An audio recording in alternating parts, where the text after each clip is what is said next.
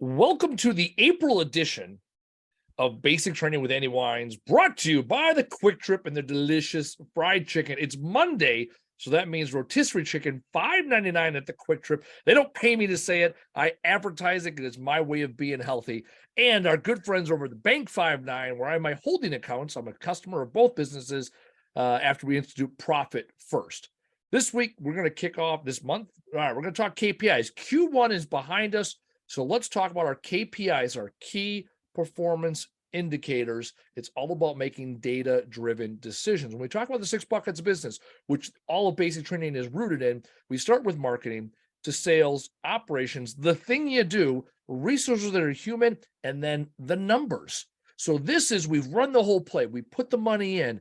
We've ran it through the funnel. We got some more money when we did the thing. We hired the people to do stuff. And now, what does the data tell us? And once we figure this out, we're able to then take the money from the numbers, put it back into marketing, into sales, into operations, so that we know how to grow, scale, and build the business to live the life and the dream that you want. Because we know here in the Idea Collective, it's your dream. Let's not grow it alone. So let's kick things off. We're going to go around the room. KPIs, what is the first thought that you have when you hear KPIs? Beth, start us off.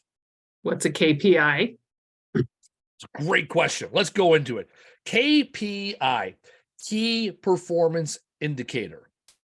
These are rooted in numbers. That's the P. I had a girlfriend at one point who wrote a KPI report, and it was a 2-page, 9-paragraph essay on KPIs. And I go, there's no numbers. She goes, well, no. KPIs are numbers. It's data. It's specific. Now, there can be some bullet points to support the data. It has to be data-driven, and data in the world of business is in the form of numbers.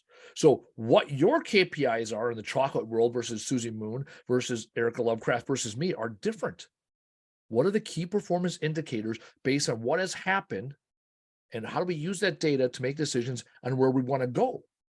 You could have 2 people in the same exact industry that have the exact same KPIs, and they'll still make 2 different sets of decisions based on where are they going. Are they sustaining? Are they growing? Are they scaling? Are they looking to exit the business? That's why we need KPIs, and that is what KPIs truly are. Eric Lovecraft, what is your heat of the moment thought when you hear KPI? Like the money I bring in? There you go. So one of the first things we can do when it comes to KPIs is look at the numbers and data you have. And one of the data pieces you have is how many dollars are in your bank account. Where we talked to Profit First, Mike. I always butcher his name. Susan would help. Michalowicz. I always want to add like 7 more Z's in there. Wait, his first name is Mike? Michalowicz. Profit First. Oh, he's got to be really upset with his parents. Like Why? they basically named him Michael. Mike Michalowicz? Kind of. I don't know. Anyway, okay. You're a literary person. Side I don't know. point.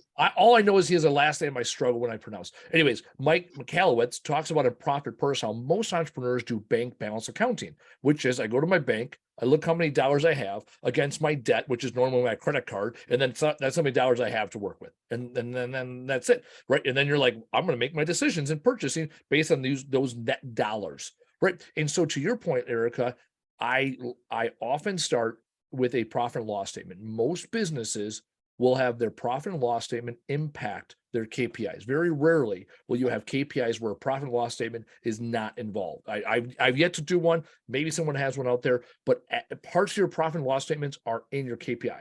Now, not every KPI is driven back to your profit and loss statement. However, you have to start with that data in some capacity. Susie Moon, KPI numbers, heat of the moment thought you have. Well, I think of corporate right away, and I would cringe. I think when I first started, now that I know what KPIs are, I feel like I'm more comfortable with them. But originally, when I first heard about them, made me want to vomit. How about that? Makes you want to vomit. All right. So in my background, when I worked for small business, we had KPIs. We didn't talk about them. And what our KPIs were 9. In order for us to stay in business and to be successful in a construction company, we had to do 9 loads of concrete a day. 9 loads of concrete. Concrete's normally 9 yards a load. So we had to pour 81 cubic yards of concrete. That's when we knew we were on pace. So if someone's like, oh, we did 12 trucks today, we knew we were ahead of pace. If we only had 6 trucks, we knew we were behind pace. Everyone knew we needed 9 trucks a day. And we also knew 9 trucks a day equivalent to 81 cubic yards. 81 cubic yards was so many stones, so many sidewalk stones, right? Then we have 25 cubic yards of dirt. And how many 25 cubic yards of dirt fills in so many stones? And once you do so many stones, you have to order sod and you have to put the sod down. I haven't said a dollar from a profit and loss statement. And those were all KPIs. Did we have a good day? Yes or not? Yes or no? And we also knew in that business, for example, construction. So let me paint the picture for you. It's very linear why KPIs matter. First thing is we did sidewalk stones. Okay, so everyone's walked on a sidewalk before. In order to replace your sidewalk stone, people are like, I don't know, you just replace it. Okay, well, this is what has to happen. First thing is a truck has to come in and grub it out, which means they have to pull the stone. So they have to pull it, pop it. Next guy has to grub out the hole because now he has to dig 6 inches on each side of the stone from where that previous stone was. So we have a place for the form setters to put in forms. Next guy comes out and the form setters put their forms in. Next guy comes in, drops gravel and has to set it to a grade, typically 5 inches. Next team comes in and pours the concrete. Next team comes in and puts dirt on both sides of the concrete. The next team comes in and puts on sod on both sides. So now, okay, so let's think of this whole linear process. We would get to a point where we would say, okay, the first guy pulling stones, if the second guy caught up to him, everybody would stop working. So normally we wanted a 2-day lead time. So this guy had 1 day, the next guy had 1 day. So the form setters were 2 days behind the guy pulling stones because the form setters could set the forms and they could pour the same day, typically. And then we had to wait for it to dry, harden, obviously. And then the next day we could come in and put the dirt. I was on the dirt team. And then we would get caught up because dirt took the least amount of time. So typically 3 days of dirt turned into 1 day of sod. Go ahead, Susie Moon. Well, that doesn't seem like a KPI though. Like with the Sure. timing of it, it's more of a procedure, like an SOP. Absolutely, but key performance indicators. How many days lead time do we have? So let's Okay. look, right? Let's look at it this way. If the guy in front falls behind pulling stones, now we got to lay guys off farther down the line because there's not enough work for them. Okay. And you have to look at that when you bid every job. And there's some jobs, it's all about timing. So Susie Moon, you want to scale your business someday, right? When do you add employees? When do you take, right? When do you take employees back? All Right. comes down to what your lead time is, what your revenue per customer is, what your customer acquisition cost. Those are all KPIs. So when I worked in concrete, there was no customer acquisition cost that I knew of. But I knew how many trucks of concrete we had to pour every day. I work in junk removal now. We need to pull 8 trailers a day. That's what our guys know. 8 trailers a day combined keeps our lights on. Every trailer beyond 8 goes in the profit bucket. If we go a week, right, we need to pull 40 trailers. If we've pulled 30 trailers by Wednesday, we're having a good week. If we pulled 10 trailers by Wednesday, we're going to have ourselves a bad week. And now we can adjust. Do we need to lay people off? Do we need to sell a truck? Do we need to increase our marketing budget? All this is data-driven decisions. So Erica and Beth, do you guys need to figure out how many words you need to write in order to be profitable, or is that?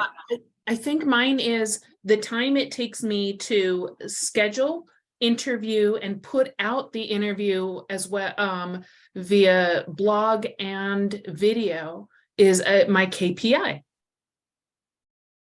Yeah, Work. absolutely. Okay. So let's talk Wonderful. about, I don't know your business all that well, and that actually works out to our advantage. What do you get paid to do? Write social media for chocolate companies, and then I'm building my own website for it's a money-making website, and I interview chocolate people in the industry. Okay, let's focus on the first piece, your content, right? How do you get compensated? Do you get compensated by the hour? Do you get compensated by the piece? What does that look like? Monthly. And Monthly. Okay. I put out how much I'm going to do for the month. Okay. So could you give me a number of what you get paid monthly and what the content, how many pieces of content? You can throw out an estimate too. You don't have to tell us real Correct. numbers. Or change the numbers and You break it make down it up. party style. Whatever you're comfortable with. 3,000 for 3 clients. 3,000 each or 3,000 total for 3 clients? 3,000 total. Okay. And how many pieces of content do you do for them? 3 times a day, 5 days a week. Okay, so 20, Monday through Friday.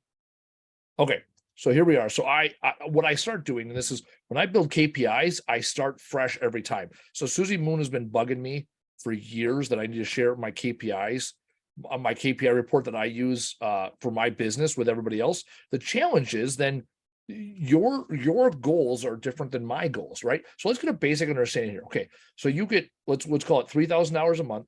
You have 3 customers. You put out 5 pieces, or you put out 3 pieces of content for each customer each day. Yes. Okay, 3 pieces of content, 5 days a week, 4 weeks in a month.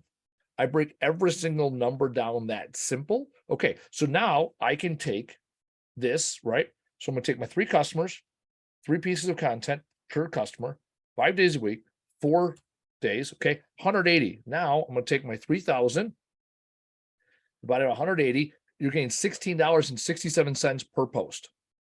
How long does it take you on average to make a post? Or how many hours are you working monthly? Many of these posts are repetitious and they're Yeah. scheduled. So how long does it take you to make 180 posts? So probably 8 hours. Throughout the week? Or 8 hours a day? 8 hours throughout the week. Okay. So now, right? So now we're going to take so we got, put it here, 4. So it takes you 8 hours. And the reason I like to leave, like when I build KPIs like this is if we find out later the data is incorrect, we can adjust accordingly. Okay. So now we say it takes on average 180 posts. You work 32 hours a week.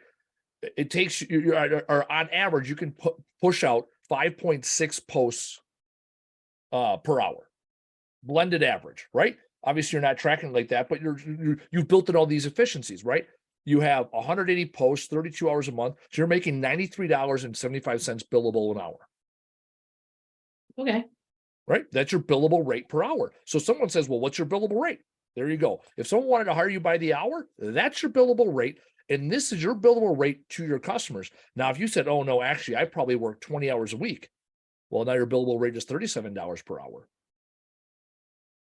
Right? And now when someone says, if I wanted to hire you by the hour to do something, what does it cost? Well, there you go. Now you have a base point, right? You're worth $93.75 per hour. That is what you are billable to your customers because you've already proved it. That is what someone's willing to pay you. I do consulting work. I have $1,000 a month retainer. That's 4 calls for 1 hour. I get paid $250 an hour to do consulting. Now, there's other things that it's included. I'll answer emails. I'll take phone calls and text messages throughout the month. But the minimum, they do nothing else, but our contractual agreement, it's 4 hours at $1,000. I get $250 an hour. So when someone says to me, Andy, how much are you worth to your company? I'm worth $500,000 to my company because I'm worth $250 an hour to another company. And you take 250 times 40 hours times 52 weeks a year, it's $500,000. Now, am I worth $500,000 to my company? Might be. It's a data point. I can look at what percentage of sales come from my networking. That's a data point. I can look at what is my replacement cost, right? What does it cost to get someone else to do the job that I do? If it's $100,000 employee, that's $500,000 in value because $100,000 employee doesn't bring $100,000 of value. They bring $500,000 of value because there's other costs baked in there. So for you, your cost is $93 an hour. And that's for people that pay you every single month. So when someone said to you, hey, I want you to do content for me, what do you charge per hour? I charge them $125 all day because you should have a 30% markup on what your regular customers pay you because they get a discount. They get a discount for scale.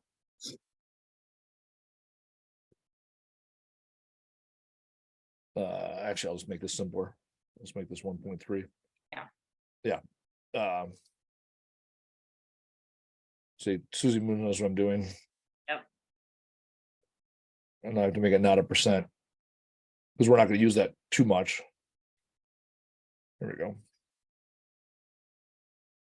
There you go, 121. So I charge 125 an hour all day for one-off projects. because you're giving you're giving your customers, your regular customers, about a 25% discount for using you all the time, which is fair. And then why is it fair? Because you don't have to earn them every time.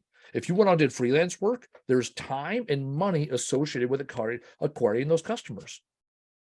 So you talk about other KPI, right? So for you, right, here's a basic KPI. This is as simple as it is. And now if you say, okay, hold on, right? So now you say, why does it matter? Okay. If you said, hey, Andy, I want to make 6 figures. Okay, sounds good. We can do that. We can easily figure out how to get you to make 6 figures, right? So right now you bill $36,000 a year in this scenario, right? In this business. If you said, I want to make 6 figures, what do I have to do? I can break it down. I can just say, okay, you have to work this many more hours a month. You have to charge this many more. And then based on that, how many customers do you need? So let's do that. Right? Or is there a number you have that you're like, hey, I want to make this. I want, if all things being equal, right? Let's say you're doing other types of work, right? But it's still this $93 an hour billable, right? Is there a dollar amount you want to make someday? $1 million? Okay. You have to charge a hell of a lot more. That's fine.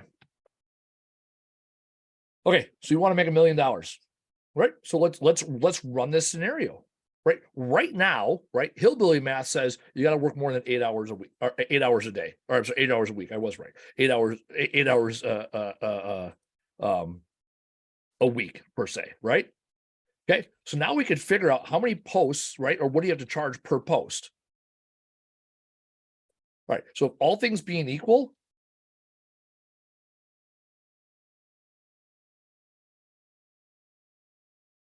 right? You need to make $5,000 a post. Every time you post, you need to make $5,000 if all things are equal, right? No, I'm not saying you can't get there, but I'd argue that we got to do some other stuff to make this happen. Okay. All right. So let's figure this out. If you wanted to make $1 million, right? That's our starting point. Okay. And right now you have 3 customers. I'll start labeling stuff because that's also important as we do this, so we'd understand. 3 customers, posts. Is this per month or year? What are you talking about? The $1 million. Per year. It's $1 million a year. Just Oh, you're right. checking. Oh yeah, you're right. Because I didn't factor in the 5 days. Yeah, you're right. You're right. 180. Let me break that all down. You're right. Because I did the you're right. See that this is why, yeah. Posts. All right. I like that. See, you're already way ahead of me where I get jumpy. All right.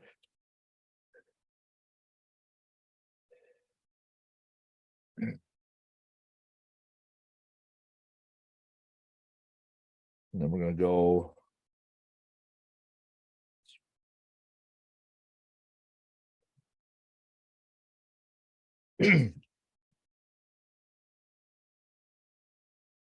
Actually.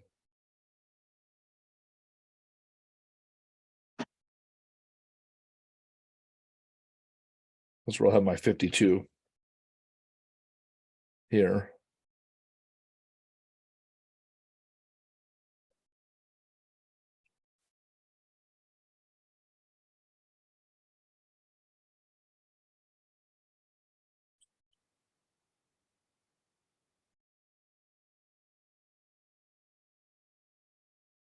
Like that.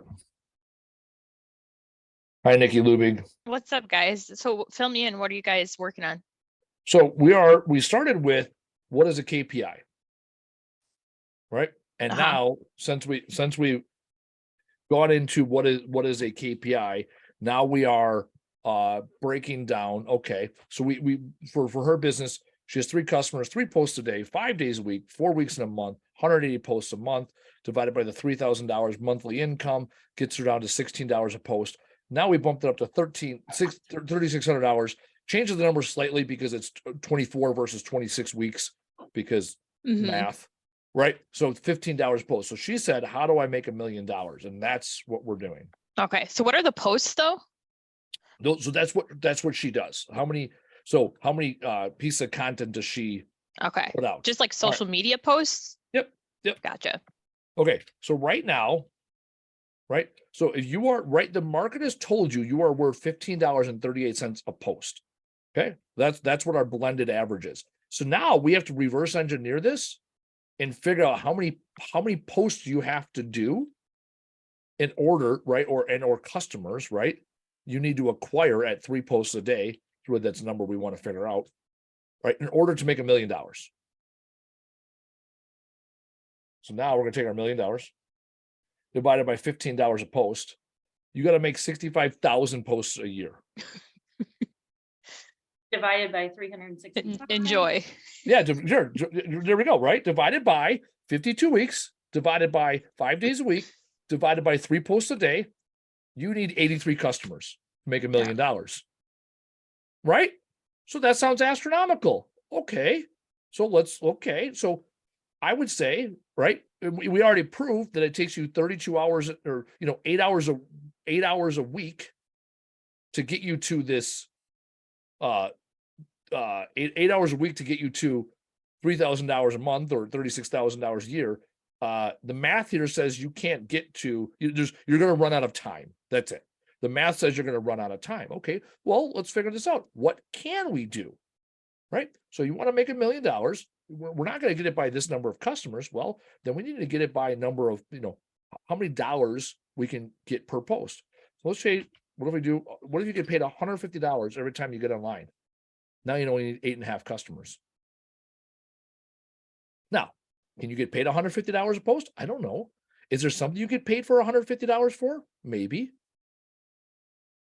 Right? Right.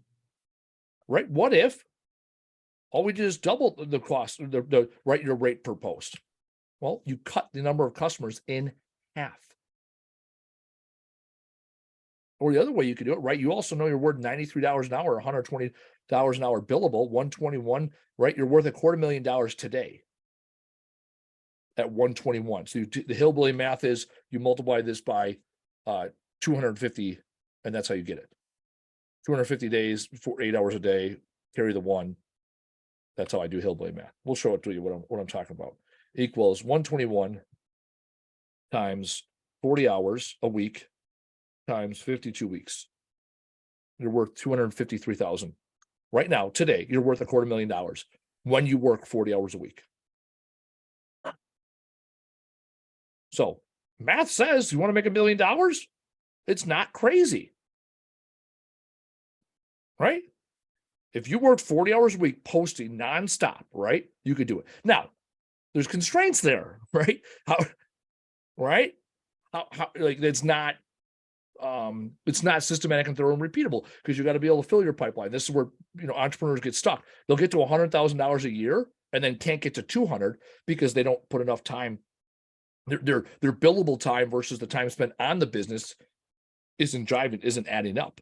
And they say, well, how do I get there? And it's like, well, you got to start charging more, increasing capacity, being more efficient, all these things. And often you can't do all of them at once. You can do one thing at a time though. So are your sales happening organically, or are you doing ads, or? I write social media for chocolate. Yeah.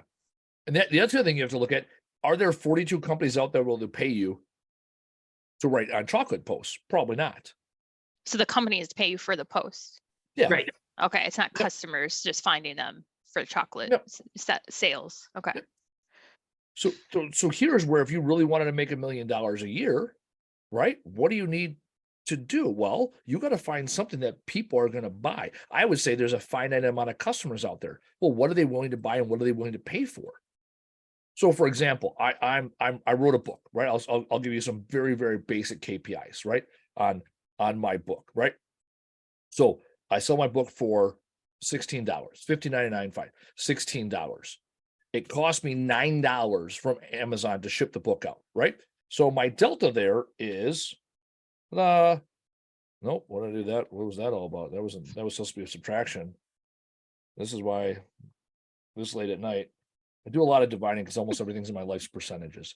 All right, so I make $7 a book, right? I can also get $5,000 a keynote speech. How many books do I have to sell versus a keynote speech?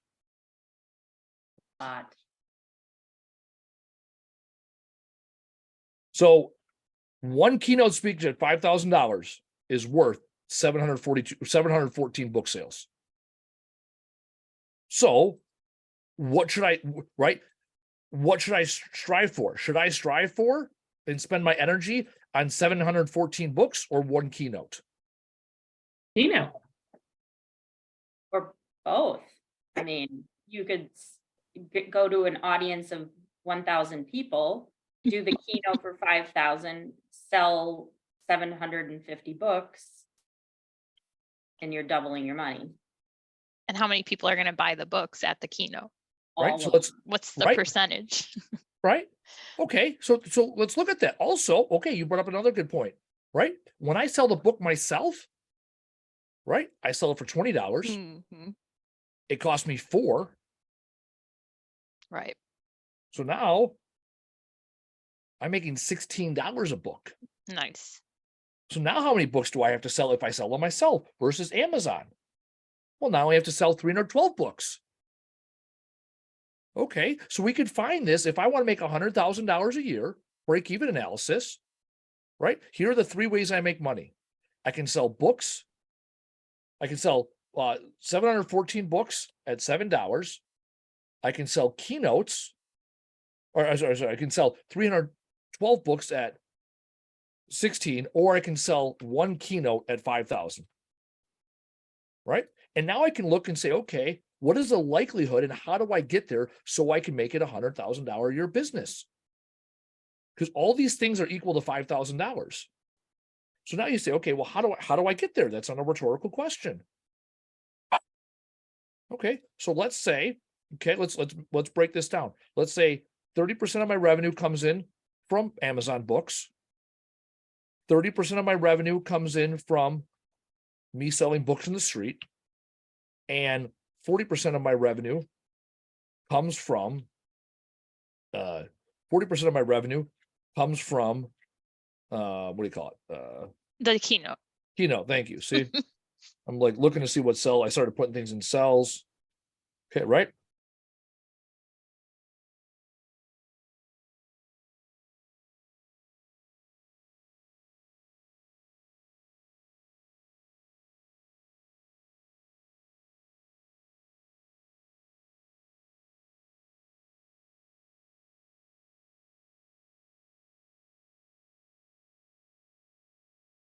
And this is why you should sell your templates. Exactly. I'm making this up as I go. Okay, so if I want to, But we don't know how. right? I just made it up. Okay, if I want to have $100,000 a year business in speaking, I have to sell a total of 6,161 books and 8 keynotes. And of that, I have to sell 1,875, and Amazon has to sell 4,286. Can I do 8 keynotes and sell 6,000 books in a year? Yeah, you could. Okay. With the QR code on your t-shirts, all of your t-shirts. All my t-shirts, I mean, new t-shirts, QR code on the back. We're next to do the fucking thing. And that's it. But so this is a very logical KPI. And to your point, to Beth, right? Beth, right? Right now you have the Amazon book. You have the thing I can sell that's repeatable that I already do, right?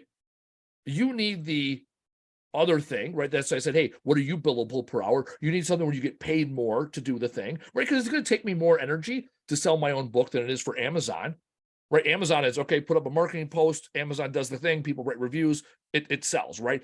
It is passive in the sense that it doesn't take me, right? That's marketing. We talk about the 6 buckets of business from the top. The difference between marketing and sales is, does it take you, the person, to do the thing and show up?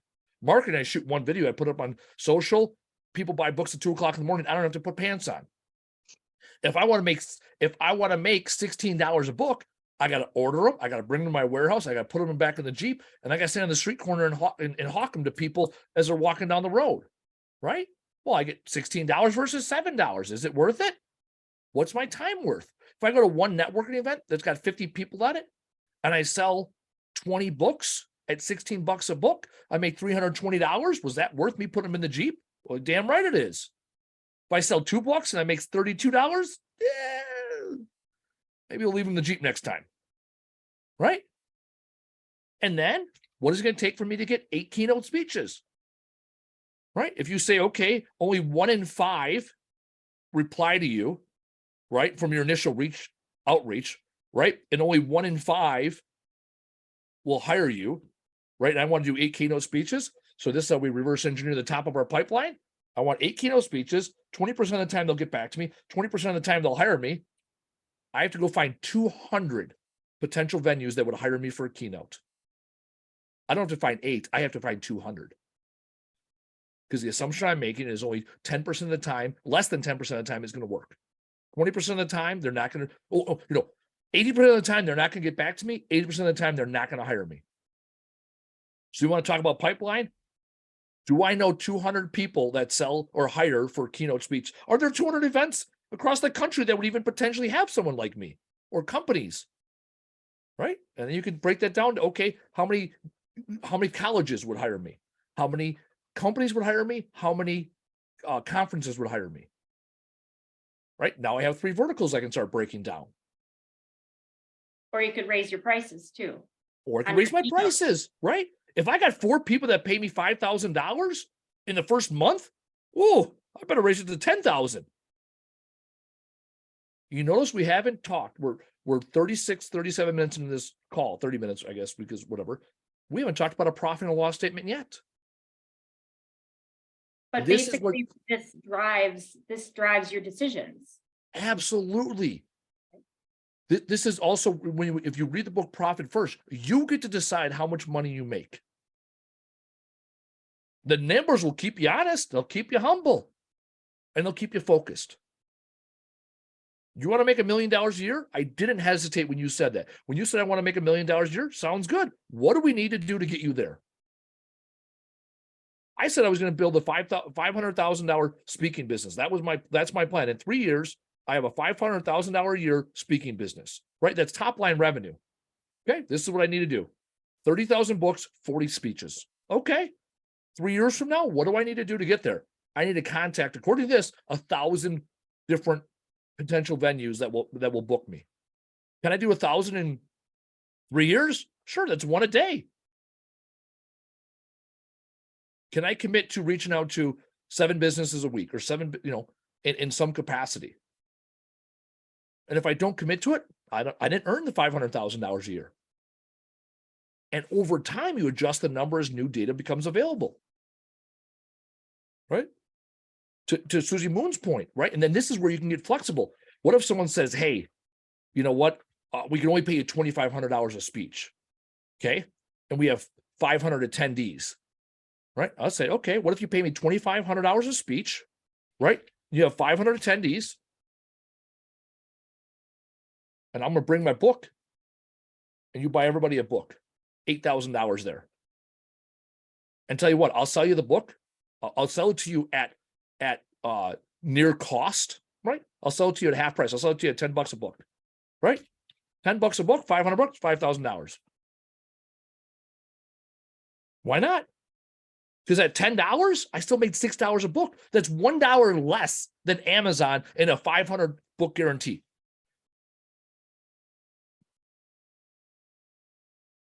If someone said, hey, I'll buy 500 books, would you come out? If I bought 500 books at full retail price, would you come out? Absolutely. 10,000 hours for me to come out?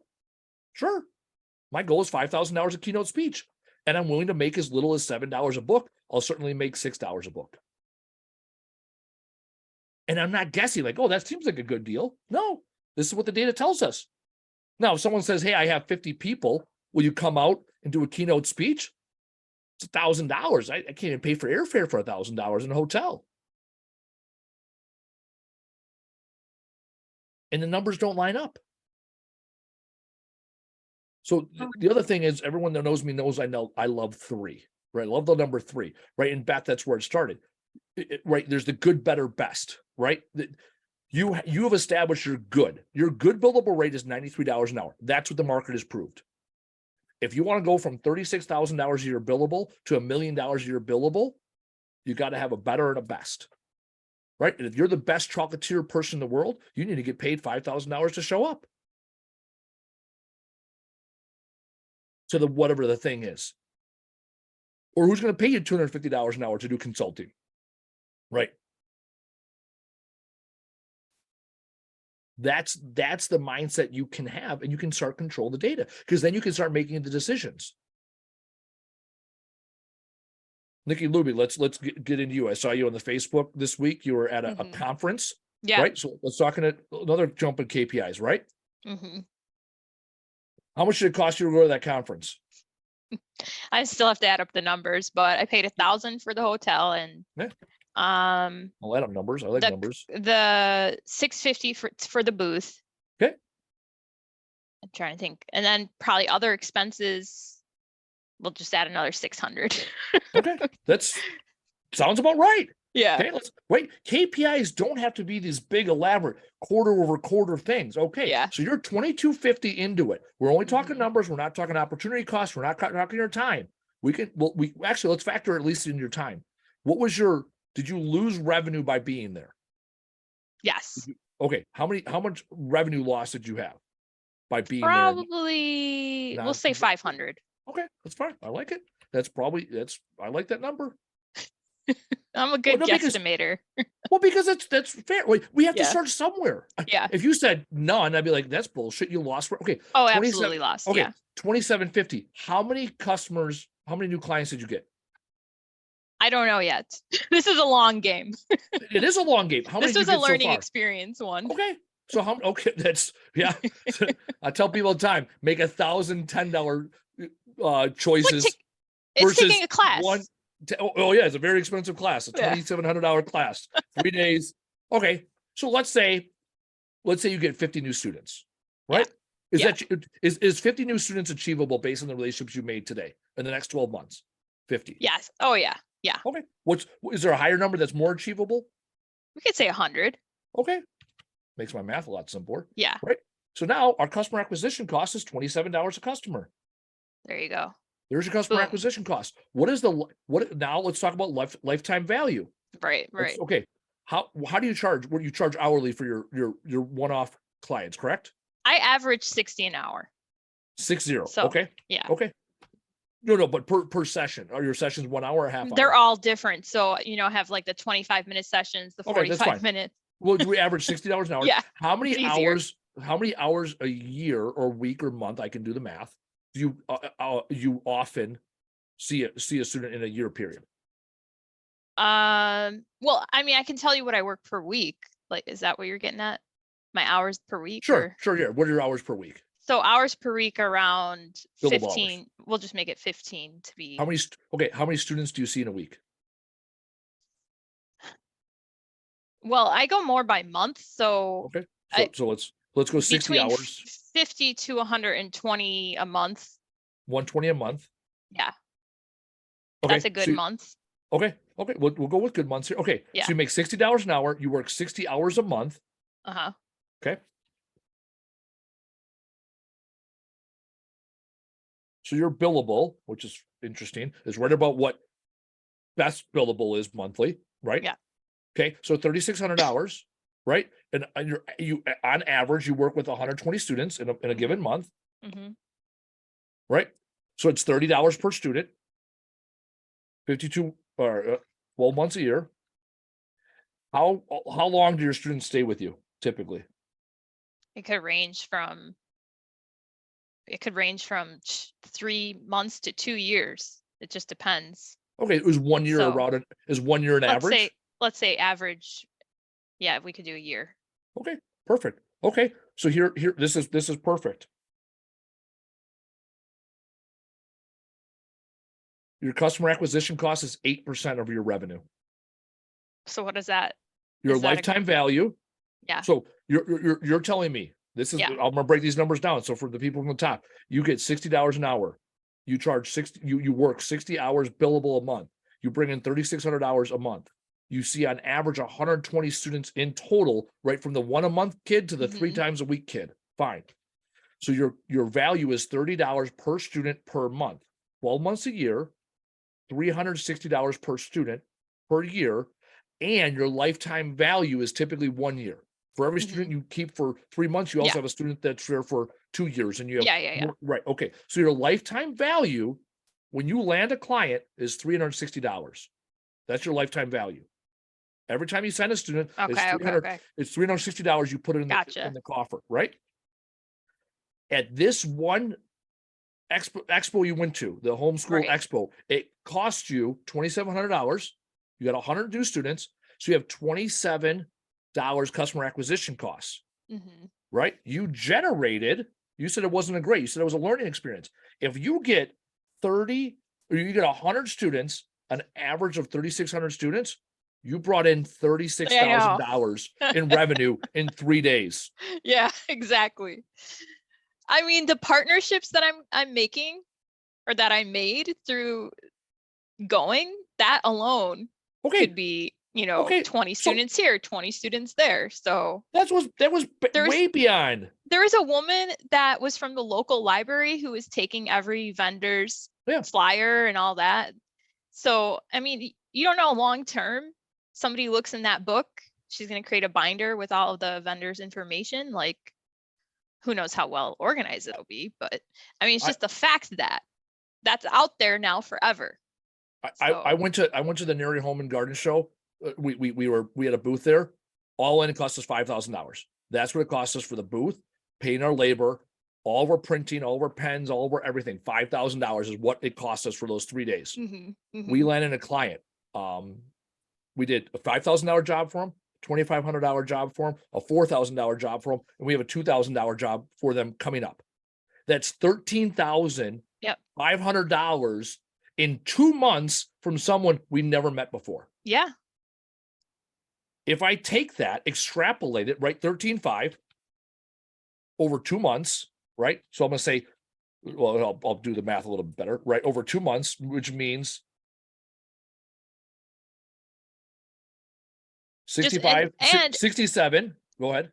No, on top of that, though, now I have teachers that are contracted for me. So that's, we could triple those, quadruple, whatever. Yeah. And it's endless until I stop contracting teachers, which I won't. Gotcha. So here's our math. We did 13.5 for this customer in the last 2 months, right? So our average is $67.50 a month, 12 months a year on average. So that's $81,000 a year. On average, we work with our general contractors 3 years. That $5,000 weekend is worth $250,000 to my business over the next 3 years. I'm the same person that 6 months ago said, I don't want to do the Neri show. It's not worth my time and money because I'm going to be at the MBA show the month before. It's all the same people. Let me tell you something. This guy was at Neri, not at the MBA show, because the MBA show is geared towards home builders, while Neri is geared towards remodelers. This guy's a remodeler. He's old school as hell, doesn't have a website, doesn't seek out new contractors, saw us and said, hey, can you bid a job next week? Like the way we do work. Yep. So that $5,000 investment, yeah. right? Want to know what my ROI is? Yes. Right? Do tell. 50x return. Oh my gosh. I get 48.6 times my money. Better than the casino. There you go. So with Nikki, are you paying the teachers or you're contracting out to the teachers who are delivering for you? So I'm paying them. So I get a cut of their pay though. So Yeah. I'll charge, let's say 60 per class, they get 25 an hour, or whatever it ends up being. So like for their group classes, if they have a full class of 10 students and it's a 25 minutes class, that's like $80-$90 for that 25 minutes, and they get 25 and I take the rest. Okay. So. All right. So your question there, Beth, was, all right. So your question was, where did I get the 80-80? So I did the long math, or whatever. I do math. I can do math both ways. So this was my example here. If I want to make $500,000, I have to do 40 keynote speeches. These are the people that will get back to me and then hire me. So what I'm saying is 20% of the time they'll get back to me. Of those 20% of the time they'll hire me. So my daughter, she's 9, she's learning fractions and she loves math. And a month ago, she hated fractions. And then I picked her up the other day. I said, how are the fractions going? And she's like, well, when you have 2 big numbers on the bottom and you have 2 little numbers on top and you multiply them, you end up with smaller numbers. And I don't get that. And I was like, okay, I'll explain that to you, right? Take a percentage of a percentage, it's smaller, right? So this is what I'm saying. I'm saying to get 40 contracts, I got to hire 1,000 people because 20 and 20. So that's why I use 5, because divided by, multiplied by 0.2 or divided by 5, it's 1 in 5, right? 1 over 5, numerator and denominator action, or 0.2 decimal action. And I do this in my head all day, right? Ralphie May tells a really good joke. Love Ralphie May, rest in peace, right? He goes to the bar, he hits on the hottest chick, and he keeps working until he goes home with one. And if not, he goes home and eats a chicken pot pie, right? He's doing the math. There's 20 girls in the bar. There's some, right? He starts at the 10. He works his way down. There's a point where he's hitting on 4s where he's like, all right, at what point do I stop letting the market decide? Anyways, that's playing the percentage game, Ralphie May. There's more to the joke, but we're being appropriate because it's a Monday. This ain't the Friday finish line. All right. What else is not, what questions do you have? Because now we've done 3 different KPIs for 3 different businesses for 3 different scenarios, right? This is your business. This is a side hustle, new endeavor thing with multiple SKUs, right? We kind of built it. And then with Nikki here, we took a weekend. Was it a good weekend? Mm-hmm. Right? And now if you said, hey, I want to make 6 figures, how many more of these do I have to go to? Exactly. Yeah. And then refining it each time. Yep. Next time coming with a product. Next time, Right. better signage. Also, correct. Of these 100, why did they hire you? Not, Yeah. I saw your sign. Because, you were very personable. differentiation. So exactly. I'm one of the very few that's doing live classes. A lot of them are doing, or they're only offering Spanish, not other languages. I know, like, there was a couple parents who are pretty much going to sign up right away, because we had Mandarin, and they're like, oh my gosh, nobody else has this. So, okay, so Nikki, if you wanted to build $1 million teaching business, let's go. you have to go to 28 more events. That's it. Okay. 20. Wait, how many? 28. How many events do they have like that? How many events do they Dude, have I'm like that? dying from the one. I understand. Trust me. I get it. Okay, let's just break this down Barney style. How many events like this do they have in a year? Well, I know this company alone that does this, they have like 6 or so, like Okay. all in the spring, summer season. So, Okay. and so here we then go. another lady sorry. Oh, go ahead. How many? Okay, so 6. How many more? Then I learned about 2 others, but they're Okay. all out of state. It doesn't matter. So, what does it matter? Who gives a well, shit? just if it's out of state? expense wise. Who gives a shit? I mean, I'm Look at the broke right fucking money now, there. so That's fine. I get I'll it. be just living Okay, with the well- one this year, but That's fine. Okay. So, hold on. If you want $1 million a year business, yeah. you got to go to 28 events to Uh-huh. get right $1 million worth of customers. Yeah. Right. You said there's 8 events. So Mm-hmm. this is your market. Your market allows 8 events. So in Mhm. 3.5 years from now, you can generate $1 million in revenue by going to 28 events. Yeah. 8 I a mean, year. my goal this year was to hit like over 250 in revenue and take home 100. Yeah. But that's not happening yet. Okay. I got to get my teachers some classes. Okay. So- Fair. Carrie All got right. her first student signed up today. Who's okay? She's Good. the Chinese teacher, the Mandarin teacher. They like and you- interesting names. Yeah, and you also right. The other thing you have, the average millionaire has 7 streams of Yeah. income, right? So you found another stream of income. Another teacher. With another teacher, it's a stream of income because it's Yeah, not yeah. relying on you, right? You Yes. also have your coursework that you've created where you sell the courses to people. Yeah, and now I'll work on a new course for the homeschool families. So this one lady has an amazing offer. It was so on the way to driving down to Ohio, so the conference was in Cincinnati. I was listening to a podcast and the guy's like, you need to create an offer that people feel silly saying no to. And I found a lady who has an offer like that. because she teaches all about how to not have college debt. Yeah. And her course during the conference is like $500. She calls it the military discount. She's like, you get the military price, $500 only for this weekend. It's typically $2,000. People are signing up like left and right. She's like, I made more than my husband makes in a month. And then he's like, how many conferences can you do in a year? It's So math. I'm like, yeah, Well- that's an offer. People are gonna just be like, why would I say no to that? Because they don't want debt. Yeah. So All right. So Susie Moon wants to talk customer acquisition cost. Susie Moon, I will create a new tab for you. What would you like to know on customer acquisition cost? yeah. How do you get at that number? Okay, real simple. So if you look at your overall business, right? Let's use 100,000 because that's a number a lot of people strive for, right? $100,000, right? Let's say you spend 10%. Okay, you spend $10,000 in marketing, right? And you get 50 customers in a year, right? So now you take your $10,000 in marketing, you acquired 50 customers, it costs you $200 a customer. And then what you can do is we're gonna bring in Miss Chocolate here, right? Let's say you work an average of 4 hours a month for each customer, 12 hours a month, 12 months a year.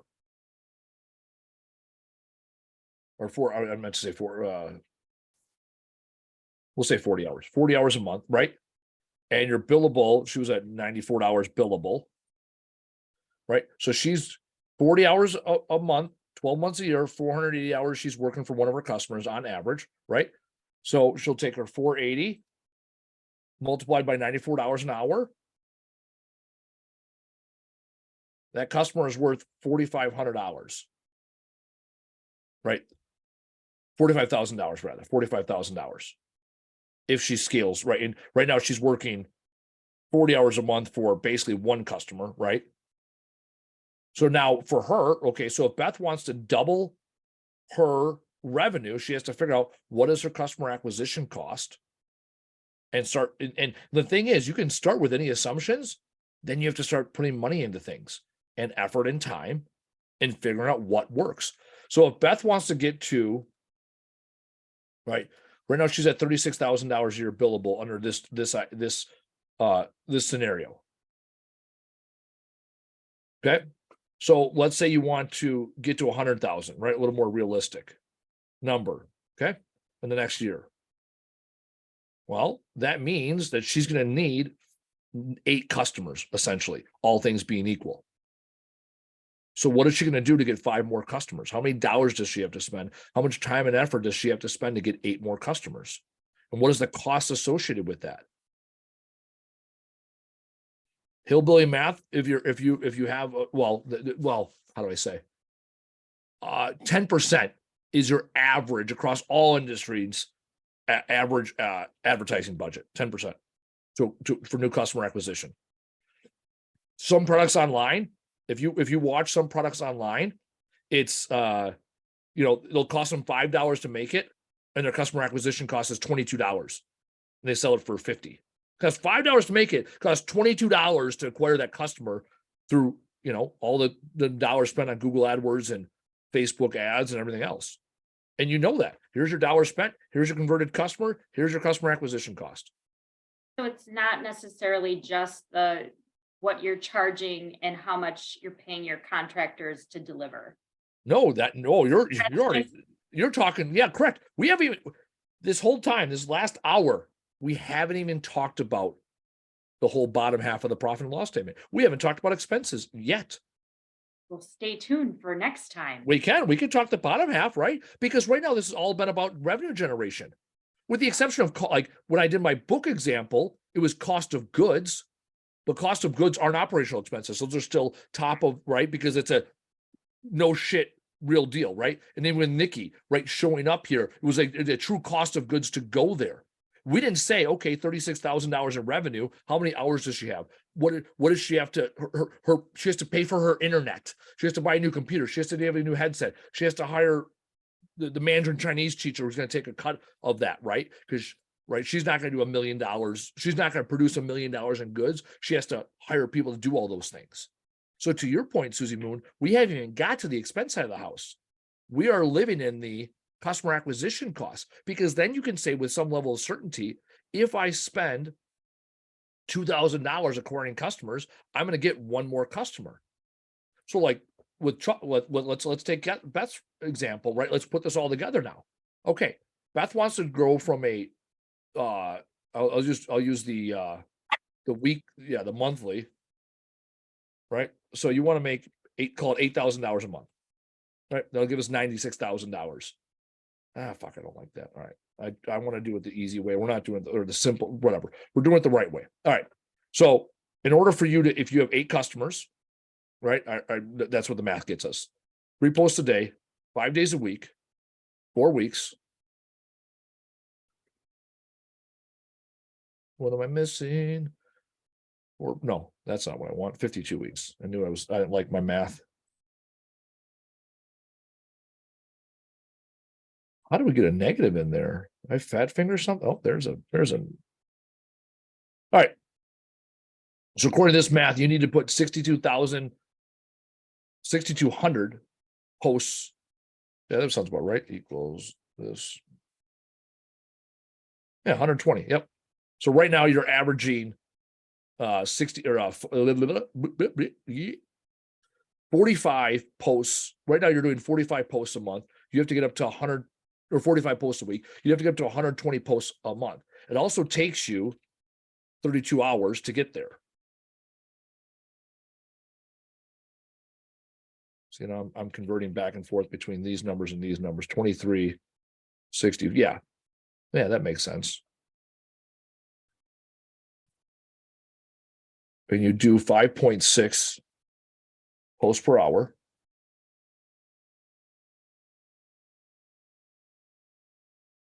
Okay, so you have to work. If you want to make $100,000, these are the 2 things you have to do.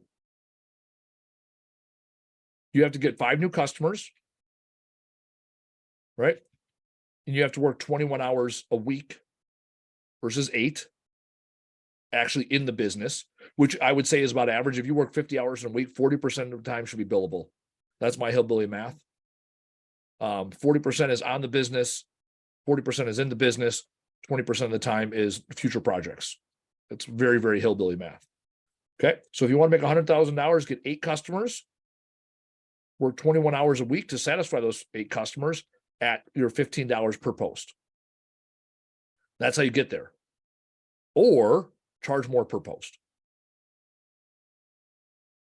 Because if you do $20 a post, you have less posts. It's just math. Because here we're still at $16 a post. If we change that to $20 a post, all those numbers invert, or all those numbers change. Because you're getting paid more per post. So now we could go, if you average $20 a post now, right? Figure out how to do the math here. Come on, math, 8, 4. That's what you're currently doing. Let me drop this. So I have to rebuild this thing now in my own head. How does this work?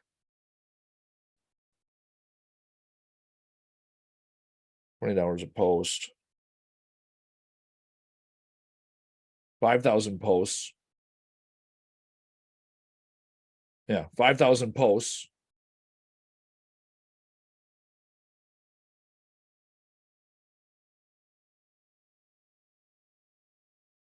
$5,000 posts throughout the year.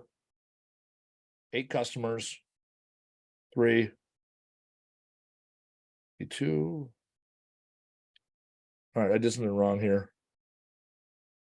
What am I doing wrong here? 5,000 posts.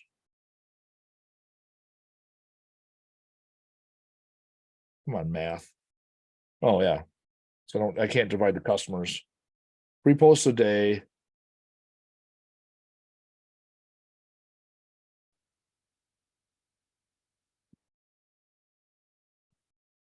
5,000 posts divided by 3 days a week.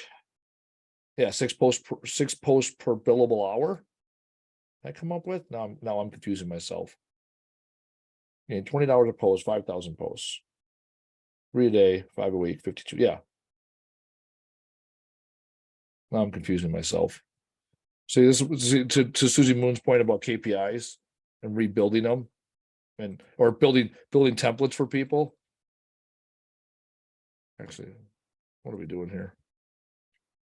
Now it's driving me nuts. It's going to drive me nuts. I can't solve this equation. All right, let me figure this out here.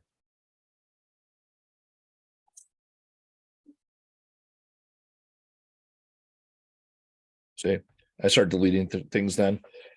Let me figure this. Oh my God. This is a great time for Susie Moon to do a quick trip announcement. Oh, goodness.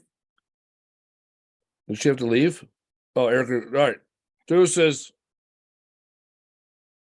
Ask ChatGPT. ChatGPT don't know shit. It wrote my Mandarin class description really well.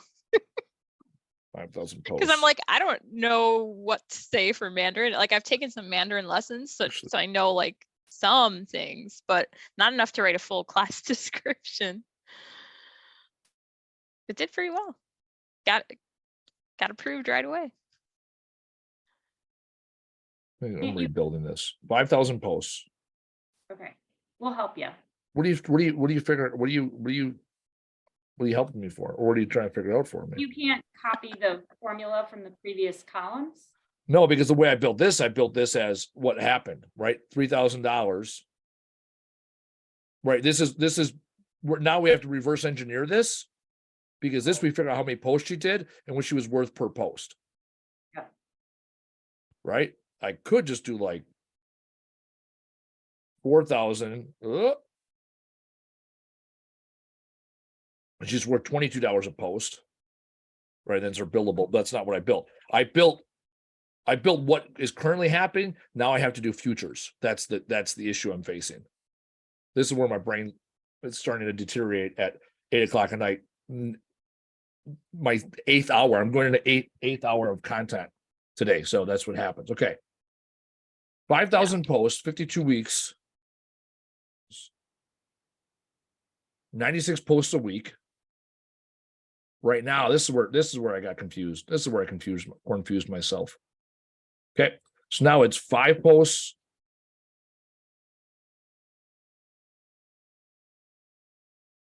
So currently that is 5 days a week divided by 3 posts per customer. Okay, that's what I did come up with the damn 6.4. I forgot. I didn't know what that 6.4 was. She needs 6.4. You need 6.4 customers. That's what I did fucking do the math right. My brain wasn't working. Okay. So you need 6.4 customers to get what you want. And 6.4 customers at $20 a post average. So you got to increase your prices with this next batch of customers. Originally I said 8, but that's if we didn't change it to 6, if we didn't change it to $20 a post. So she needs to charge more per customer. So right now she charges, again, Hillbilly Mass has $1,000 a customer, right? So how does she get to 2,000? Well, she can't just all of a sudden start charging everybody more. She might be able to, but she has to also then charge these next 4 customers. She has to charge more money to. That's what it comes down to. And can ChatGPT help you create more ideas on the content so you could just fine tune it? Absolutely, it could. This session brought to you by AI. Yeah. Yeah, but then what? Yeah, then at what point does the AI does all the work for you? Yes. So then to your point, Susie Moon, which is where this whole thing started, what do you have to spend to get 6.4 customers? Got it. 3.4 more, or 4, because we can't have a not customer, right? We already have 3. So what, right? If I said, hey, to get from $36,000 to $100,000, how much would you spend? Would you spend 10 grand to get 4 customers? To go from $36,000 to 100,000, $2,500 of customer acquisition. You said I can spend 10 grand to go from 36 to 100,000. That doesn't sound crazy, Sounds good to me. right? And then can you charge them more, right? And find them? And again, I'm not an advocate for like, oh, just throw money at it. Like money doesn't solve all the problems. But knowing how much money to spend, like we showed with Nikki, right?